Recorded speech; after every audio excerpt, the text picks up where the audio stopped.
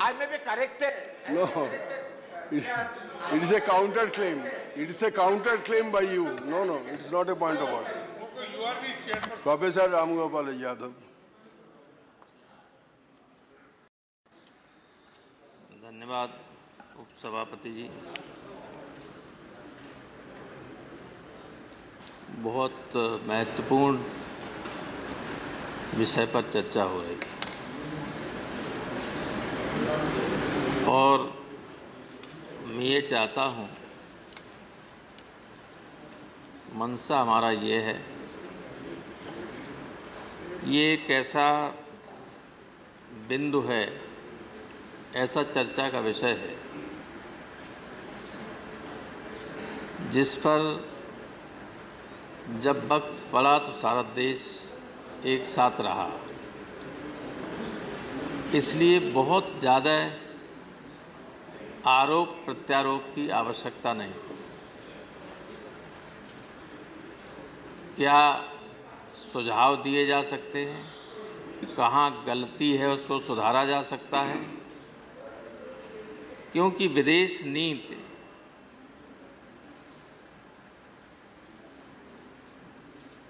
का अर्थ ही ये होता है कि हमारे दूसरे देशों से किस तरह के संबंध हों कि हम मित्र देशों की संख्या बढ़ाएं और जो हमारे विरोधी हैं उनकी संख्या कम हो। विदेश नीति को सफल तभी कहा जा सकता है जब दुनिया में हमारे मित्र देशों की संख्या बढ़े और हमारे जो विरोधी देश हैं उनकी संख्या कम हो। ये विदेश नीति की सफलता का पैमाना है। मैं इस बात पर, इस चर्चा को शुरू करते वक्त हम अपना जो पुराना इतिहास है विदेश नीति का, उसको निगलेक्ट नहीं कर सकते, क्योंकि आज़ादी से पहले ही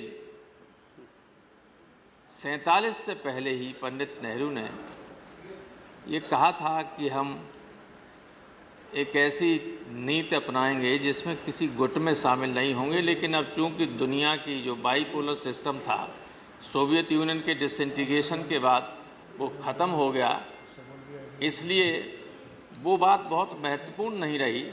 लेकिन एक चीज़ हमें ध्यान रखना पड़ेगा कि वो वक्त था जब तीसरी दुनिया का नेता हिंदुस्तान का प्रधानमंत्री हुआ करता था, नेहरू, नासिर, टीटो, और ये एक ऐसा ग्रुप था, इतना बड़ा ग्रुप था कि दुनिया की दोनों बड़ी ताकतों को पर दबाव डाल सकता था, चाहे यूएन के अंदर चाहे यूएन के बाहर। ऐसे कई अवसर आए, लेकिन जब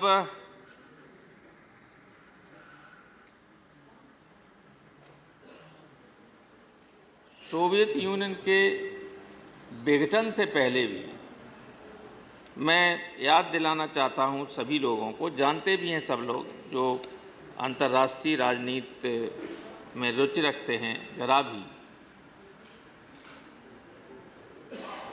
कि एक ऐसी स्थिति आई जिसमें गंभीर देश के सामने था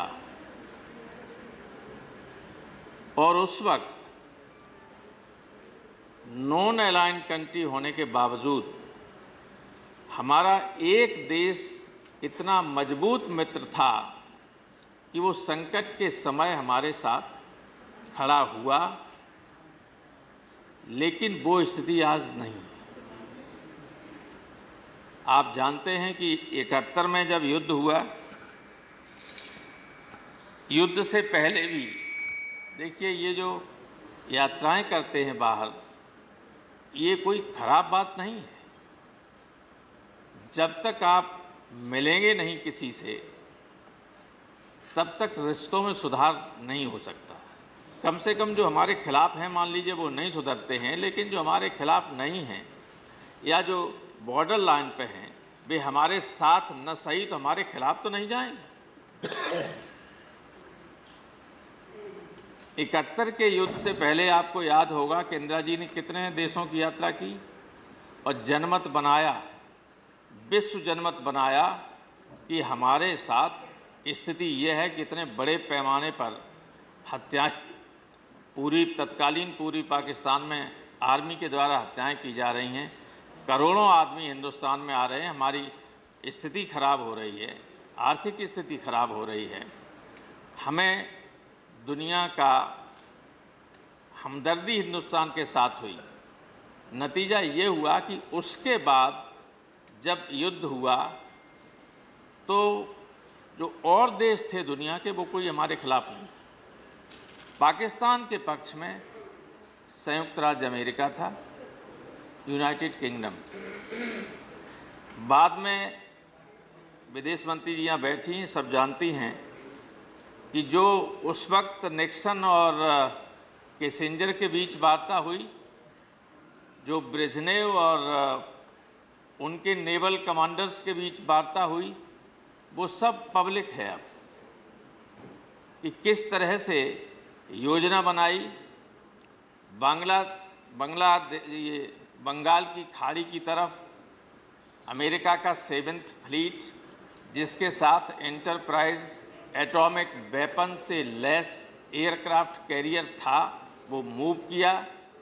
सोवियत यूनियन ने अपने जनरल्स को कहा, अपने एडमिरल्स को कहा कि अपनी नेवल फोर्स को इस तरह से लगाओ जिससे अमेरिका को मालूम पड़े कि सोवियत यूनियन की नेवी भी बीच में है, और हमारी सबमरीन्स, उनकी सबमरीन्स जो थी एटॉमिक, वे सरफेस पर आ गई। अमेरिकन जनरल्स ने वाशिंगटन को सूचना दी रास्ते में सोवियत यूनियन की एटॉमिक सबमरीन्स हैं और कई क्रूजर्स हैं। तो रास्ता बदल दिया। 7th फ्लीट ने मेडागास्कर की तरफ आ रहे थे, हिंदुस्तान की तरफ। तो एक दोस्त हमारा था दुनिया में ऐसा जो उस वक्त काम आया, और उसकी वजह से कुछ ही दिनों के अंदर वो जो चल रहा था युद्ध, वो ख़त्म हुआ। आप जानते हैं कि कभी भी हिस्ट्री में इतना बड़ा कोई सरेंडर नहीं हुआ जो पाकिस्तान की सेना ने वहाँ किया था। आनंद शर्मा जी ने कहा कि हम न हिस्ट्री लिख सकते हैं न ज्योग्राफी बदल सकते हैं, लेकिन हिंदुस्तान ने ज्योग्राफी को भी बदला और हिस्ट्री को भी लिखा नए सिरे से 1971। अब स्थिति समय के साथ साथ बदलती है, परिस्थितियां और ऐसी आती हैं कि ये जरूरी नहीं है कि तब हमारे मित्र रहे हों वे अब मित्र रहेंगे, या तब हमारे शत्रु रहे हों वे अब हमारे मित्र नहीं हो सकते। इसलिए हम किसी एक जगह स्टैटिक होकर रह नहीं सकते, लेकिन अगर जरा सी भी चूक हो जाती है तो बहुत नुकसान हो सकता है। मैं व्यापारिक और अन्य संबंधों की बात नहीं करूँगा, क्योंकि देश की सुरक्षा अगर है तो सब कुछ है, और देश की सुरक्षा नहीं है तो हम व्यापार का क्या करेंगे। हमारा दूसरे देशों के साथ कितना हम एक्सपोर्ट करते हैं, कितना इंपोर्ट करते हैं, ये सब देश के लिए करते हैं, और देश की अगर सुरक्षा खतरे में हो तो इनका कोई मतलब नहीं, सारी चीज़ें बेमानी। आज स्थिति क्या है, हिंदुस्तान को चारों तरफ से घेरने की कोशिश हो रही है। हमारे पड़ोसी देशों से आप कहें कुछ भी, लेकिन रियलिटी ये है कि रिश्ते जैसे होने चाहिए वैसे नहीं हैं। और दुनिया के किसी भी हिस्से में, आजकल तो दुनिया इतनी छोटी साइंस ने कर दी है कि किसी भी हिस्से में कोई उथल पुथल होती है तो उसका असर हर जगह पड़ता है। आप देख रहे हैं कि हमारी ज़मीन जो है पाकिस्तान चीन को देता जा रहा है, एक एक्सेस बन गई यहाँ पे चीन और पाकिस्तान। कुछ दिनों से हमें ऐसा लग रहा है कि रूस है, रूस का जो झुकाव या जो लगाव हिंदुस्तान से था उसमें भी कमी आ रही है। और अगर इस डुओ के बीच में पीछे से सोवियत यूनियन और उधर उत्तर कोरिया, ये ऐसा एक चतुर्कोण बन रहा है, चतुर्भुज बन रहा है, अगर ये बन गया तो हमें अपनी पॉलिसी पर विचार करना पड़ेगा कि हमारा इन परिस्थितियों में सबसे रिलायबल मित्र कौन देश हो सकता है जो संकट पर हमारे साथ खड़ा हो। ये सबसे महत्वपूर्ण बात है। अभी इजराइल की बात की गई। ये सही है कि हम लोग हमेशा से फ़िलिस्तीन के मसले को लेकर बहुत लंबे अरसे तक इजराइल के खिलाफ रहे, इजराइल को मान्यता नहीं दी, बहुत दिनों बाद इजराइल को मान्यता दी। लेकिन हिस्ट्री से बहुत कुछ सीखने को मिलता है। हालांकि एक बार डॉक्टर राधाकृष्णन ने, जब वो तत्कालीन सोवियत यूनियन में स्टालिन के ज़माने में भारत के राजदूत थे, उन्होंने स्टालिन के सामने ही कहा था कि द ओनली, किसी मामले में इंगित करते हुए, क्योंकि स्टालिन के सामने तो कोई बोल नहीं सकता, लेकिन वो फिलोसफर थे। उन्होंने कहा कि the only thing we learn from history is that we learn nothing from it.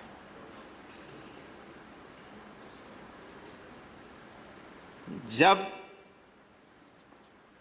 आपने देखा कि केवल सारी दुनिया एक तरफ हो गई, सोवियत ऐसा स्थिति आई कि यूनाइटेड नेशंस में इजराइल के खिलाफ प्रस्ताव आया तो सारी दुनिया एक तरफ, केवल अमेरिका ने एक वोट इजराइल के पक्ष में दिया। तो इजराइल का एक इतना डिपेंडेबल दोस्त था कि जिसकी वजह से बहुत बड़ी आबादी उसके आसपास जो है सब खिलाफ होने के बावजूद वो उसका मुकाबला कर सकी। मैं कोई तारीफ नहीं कर रहा हूँ, इजराइल का समर्थक हूँ, लेकिन इजराइल की जो नीति है, जो कूटनीति है, उससे हमें भी कुछ सीखना पड़ेगा। इस एरिया में हमारी स्थिति वैसी होती जा रही है जैसी वहाँ इजराइल की है। उसके आसपास कोई भी देश नहीं है उसका समर्थक, हमारे आसपास कोई देश हमारा समर्थक नहीं रह गया है। इसलिए हमें अपने को मजबूत बनाना पड़ेगा और सैनिक दृष्टि से मजबूत बनाना पड़ेगा।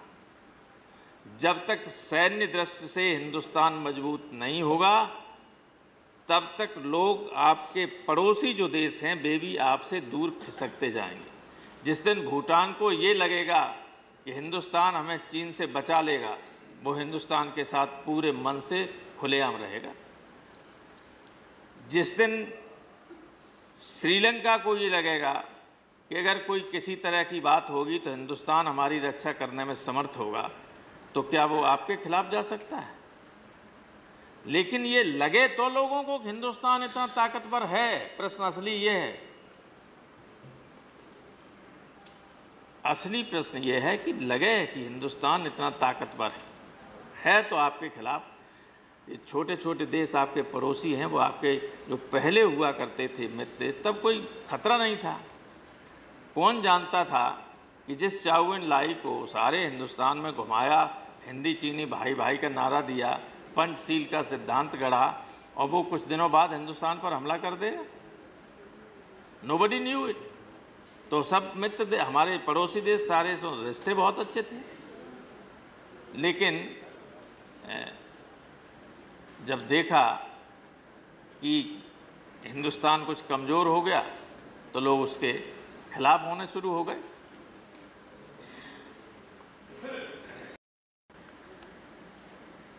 एक बात मैं जरूर कहूँगा कि रक्षा को शीर्ष प्राथमिकता दीजिए। डिफेंस में वो जो तरीका है, ये जो श्रीलंका ने अपना एक पोर्ट दे दिया है, ये हिंदुस्तान को मिल सकता था, लेकिन हमारे यहाँ फाइलें इतना धीरे चलती हैं। एक अधिकारी लिख देगा तो दूसरा उस पर फिर कमेंट कर देगा, वो तीसरे की तरफ चला जाएगा और उसमें इतना टाइम लगा कि उसमें चीन पहुंच गया। तो डिफेंस को मजबूत बनाने की ज़रूरत है और इसमें दो राय नहीं कि हमारा रुख पिछले कुछ वर्षों से, मैं ये नहीं कह रहा हूँ कि इस गवर्नमेंट के आने से, इससे पहले ही हमारा रुख थोड़ा सा प्रो यूएस होने लगा था। जब हमने न्यूक्लियर डील किया, रूस के मन में तभी से कुछ शंका होने लगी थी। हमें रूस को कॉन्फिडेंस में लेना चाहिए था, हमारा विश्वसनीय मित्र था। पता नहीं क्या बात हुई होगी, आपका ये पार्टी तो टाइम खत्म हो गया। यहाँ बताया नहीं, मैं आदम, पता नहीं क्या बात हुई होगी, लेकिन जब संदेह का बीज मन में पड़ जाता है तो उसके परिणाम धीरे धीरे धीरे धीरे खराब होने लगते हैं। धीरे धीरे राम को जब वनवास दिया गया था तो एक लाइन कैकेयी से कही कि राम भरत से सुत पर भी संदेह, बुलाया, राम का तिलक होने वाला था कि भरत से सुत पर भी संदेह, बुलाया तकनो से जो गेह। भरत को बुलाया नहीं गया था, ये डाल दिया मंथरा ने कैकेयी के दिमाग में और राम का वनवास हो गया। तो ये संदेह जो सोवियत यूनियन के रूस के उसमें चला गया, उससे तो अमेरिका से फिर ऐसी दोस्ती कीजिए कि ज़रूरत पड़े तो खुलेआम हमारे साथ रहे, चाहे युद्ध हो चाहे शांति हो। एक चीज़ मैं कहना चाहूँगा, यहाँ मैं बधाई देना चाहूँगा जनरल वीके सिंह को, सुषमा जी को, कि यमन में और कई जगह जब भारत के लोग फंसे, उनको आपने जो जिस तरीके से निकाला, उसकी सारी दुनिया में तारीफ है। और ख़ास तौर से यमन में खुद हमारे विदेश मंत्री, विदेश राज्य मंत्री जनरल साहब गए, बहुत तारीफ के काबिल बात थी। तो जो अच्छा काम हो उसकी तारीफ की। और प्रधानमंत्री बाहर गए लोगों से अच्छा रिश्ता बनाने के लिए अच्छी बात है, लेकिन ये एक परंपरा रही है कि जब देश का प्रधानमंत्री कहीं जाता है तो और चल रहा हो संसद का, तो उसमें जहाँ गए उसके बारे में बयान देना चाहिए, बताना चाहिए कि ये वो चीज़ ज़रूर होनी चाहिए। आपका जो मानवीय व्यवहार है सुषमा जी, उसने लोगों का सारी दुनिया में दिल जीता है। जिस तरीके से मैं कल पढ़ रहा था कि पाकिस्तान के किसी ने आपको ट्वीट किया, आपने तत्काल वीज़ा दिलवाया, कोई बीमार था। ये चीज़ें हैं जो लोगों के मन में, जनता के मन में, उस देश की जनता के मन में आपके प्रति और देश के प्रति एक सद्भाव पैदा करती है। फिर भी मैं अपनी बात ख़त्म करने से पहले एक बात कहना चाहूँगा। अमेरिका के पहले प्रेसिडेंट जॉर्ज वाशिंगटन ने कहा था, और मैं उनको कोट करता हूँ कि to be prepared for war is one of the most effective means of preserving peace. युद्ध के लिए तैयार रहना शांति को सुरक्षित रखने का सबसे कारगर तरीका है। और ये अगर मन और मस्तिष्क में रहेगा हमारे देश के नेताओं के और हमारी सेना इतनी मजबूत होगी, हमारी ताकत इतनी मजबूत होगी, तो हमें कोई खतरा नहीं होगा और तब हमारी विदेश नीति पर कोई अंगुली भी नहीं उठा सकता। बहुत बहुत धन्यवाद। धन्यवाद।